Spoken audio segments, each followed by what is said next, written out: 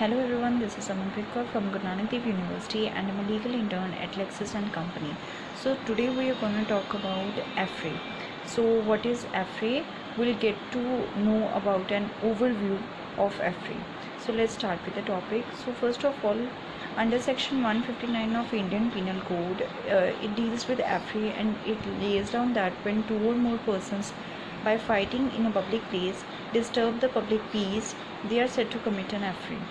So word effray is derived from a French word known as effrayer, which means to terrify. So in law, it means a public offense to the terror of the public. The gist of the offense lies in the terror it is likely to cause to the public. Effray is a serious offense that is considered to be an offense against the public order to protect the peace. So according to Blackstone, fighting of two or more persons in some public place to the terror of His Majesty's subjects, for if the fighting is in private, it is no affray but an assault. So now comes that what are the ingredients of affray? So there are certain essential ingredients present of which are necessary to constitute the offense of affray, and these are considered to be like fight between two or more persons, public place, such fight must disturb the public peace. So let's go in depth of these. So first of all, two or more persons. The offense of affray requires at least two persons. The number may be more than two also. So it is not very much essential that the offense of affray requires only two persons. It may be more than two also. And then comes that the fighting must be in public place. Public places is considered to be a place where the public go, no matter whether they have a right to go or not. If a public resort to a place without let or hindrance, it is the public, though strictly speaking they may be trespassing.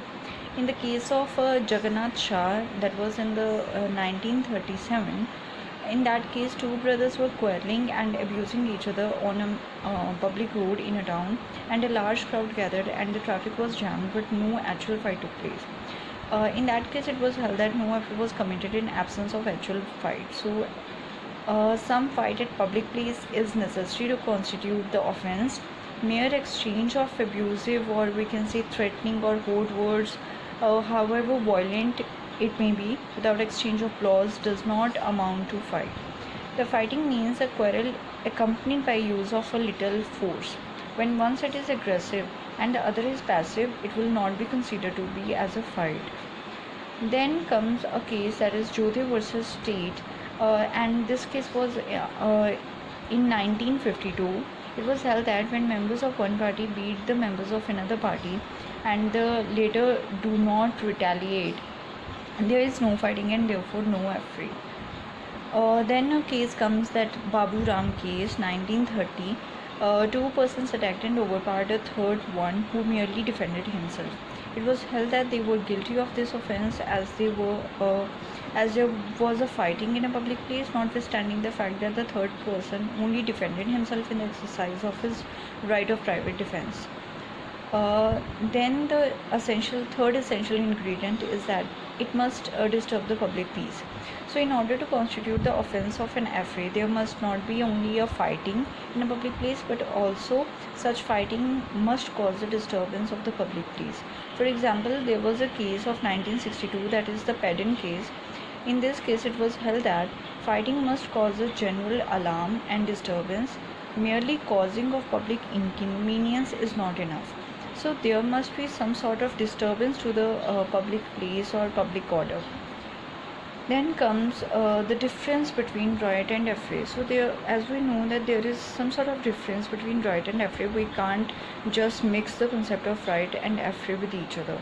So one of the differences is that in a riot, every member of the unlawful assembly is punishable, although one of them may not have personally used force or violence, while in the affray only those persons are liable who actually engage themselves. So if a person is not being engaged in that very offense, then he shall not be liable in that. Whereas in the case of riot, every member of the unlawful assembly shall be punished.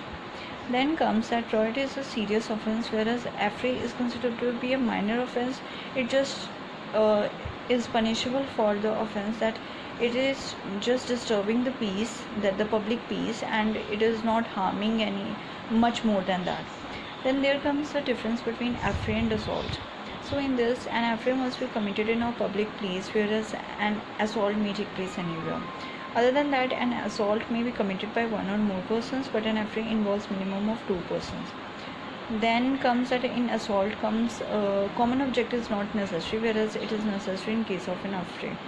Then affray is regarded as an offense against public peace, whereas assault is against an individual. Also, the assault is punishable under section 352 of IPC, whereas an affray is punishable under section 160 of the Indian Penal Code. So that was all about affray. I hope you like this video. If you like this video, put a thumbs up on this video, and also don't forget to like and subscribe the channel Click. And this does not solicit any promotion or advertisement as per the guidelines of the Bar Council of India. It is for education purpose only.